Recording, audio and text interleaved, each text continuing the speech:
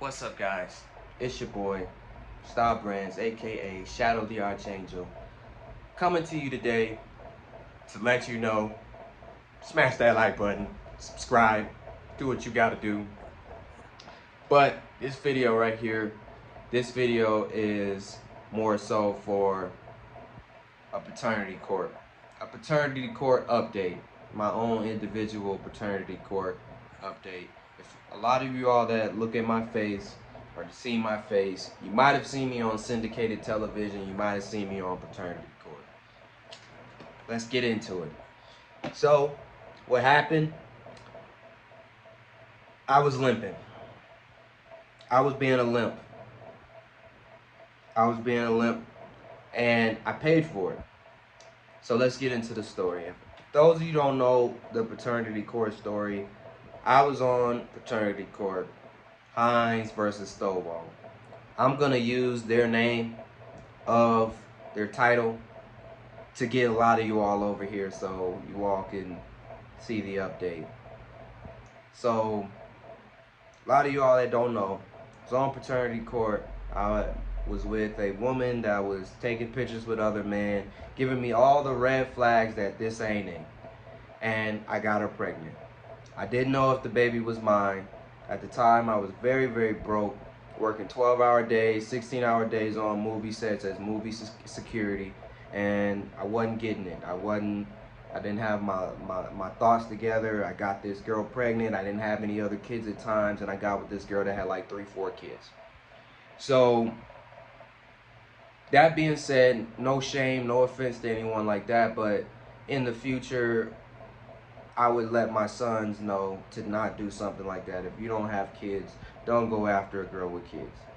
Only because I say that because they have a lot more responsibility than you.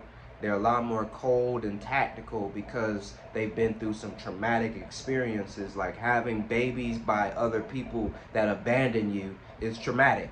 So they are very scarred with PTSD, and a lot of them, not every one of them, has like this get you before you get me mentality because they have been got.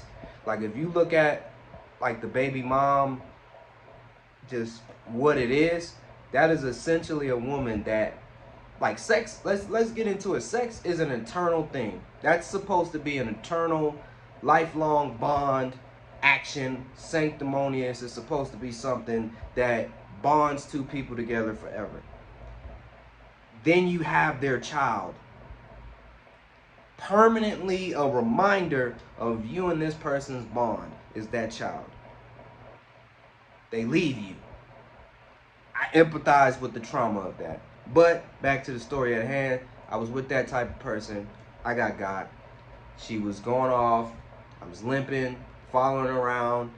Couldn't find her nowhere. She was addicted. We couldn't talk about the drug thing. We couldn't talk about like she was a really, really bad, like really on like real hard drugs, bro. Like I didn't know. I never seen her do anything in front of me. I never had any inkling. I was a little bit innocent. I never seen anyone do crack, coke, nothing in my life.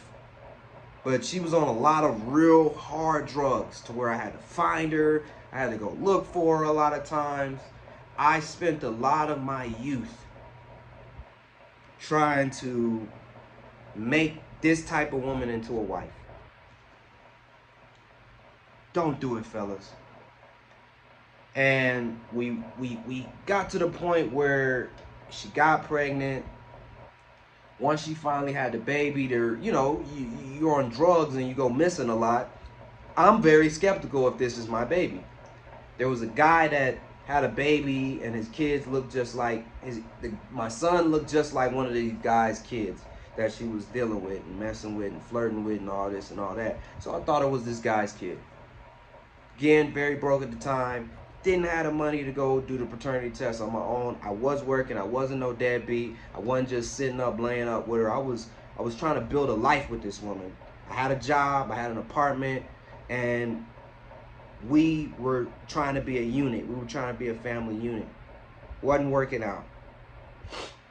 I finally get to that point where Robert's here. Don't have no money again. We sign up for paternity court. I think I'd still bound by NDA, so I'm not gonna go into detail of how they work and how it functions. Boom, we get to the show.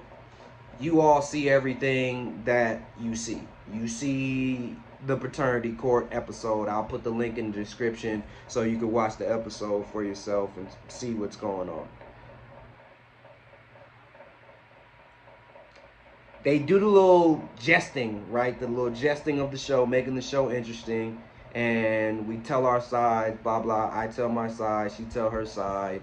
I look like an idiot. She looks like an idiot. We both just look stupid, right? We're just messy, just irresponsible and messy. I was young. So after that's all said and done, they come with the results. My son is my son. Everybody knows this part. I get this one little Indian tear, and it turns into just me just sobbing and crying. Because I've been through a lot. You know what I'm saying? I've been through a lot with this woman, but it's my fault. Shouldn't have chose that type of woman. I slick want to blame society because I was young, and I was told that this is what you have to accept.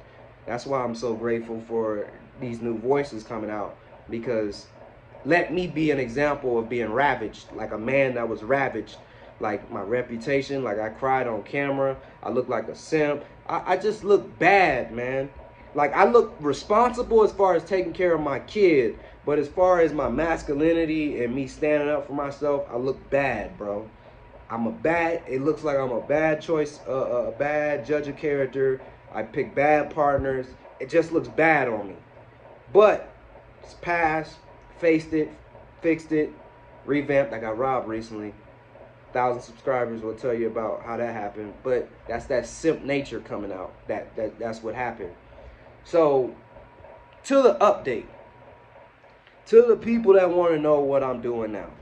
Right? So after the show, we parted ways.